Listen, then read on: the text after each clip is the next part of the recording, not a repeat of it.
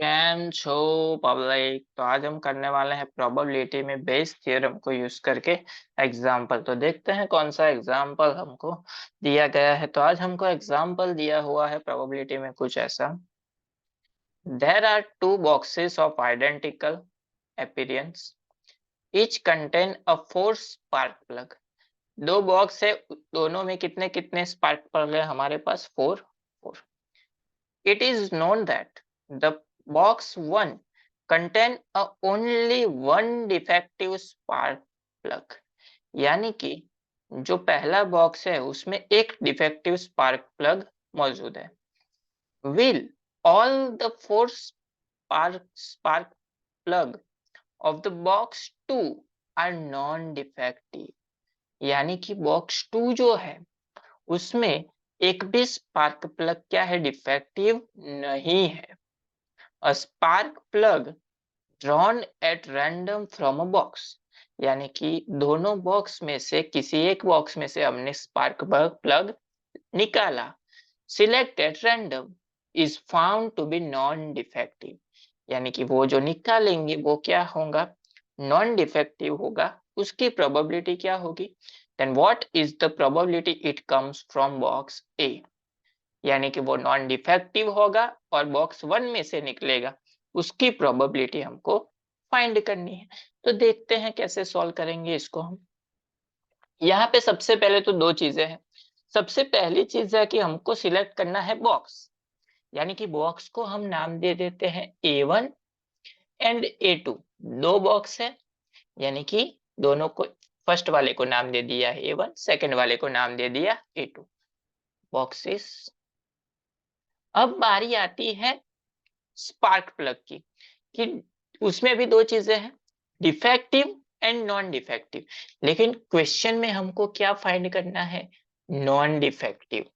यानी कि बी, यानी कि नॉन डिफेक्टिव ले लेते हैं।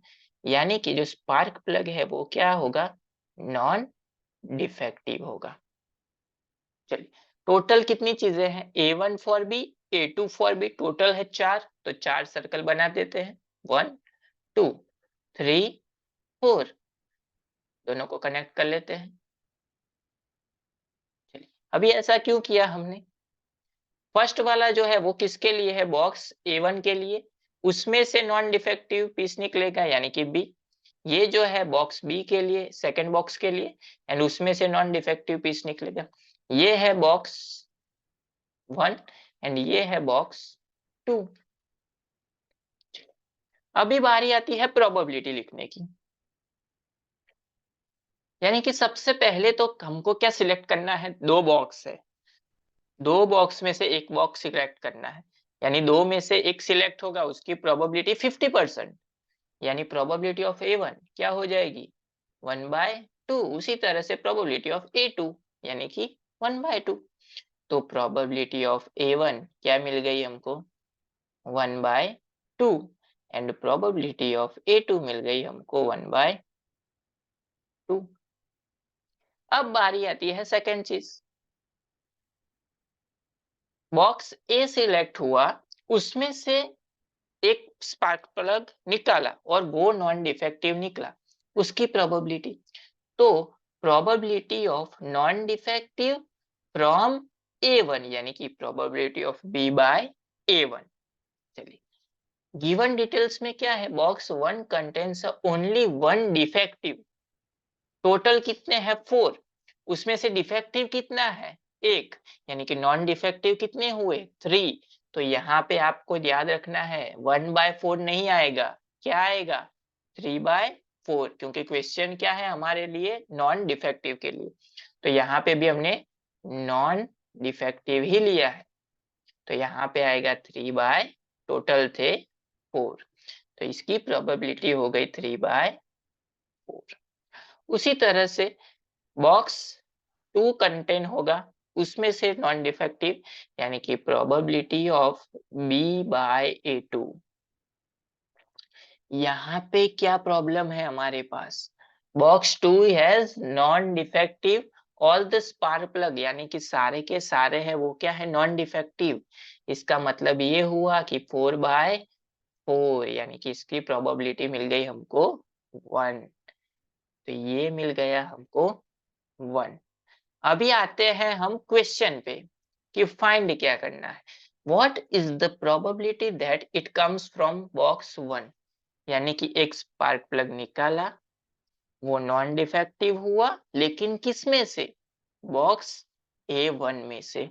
यानी कि probability of A1 bye B, यानी कि पहला वाला जो बॉक्स है वो सिलेक्ट हुआ, उसमें से नॉन डिफेक्टिव स्पार्क प्लग निकला।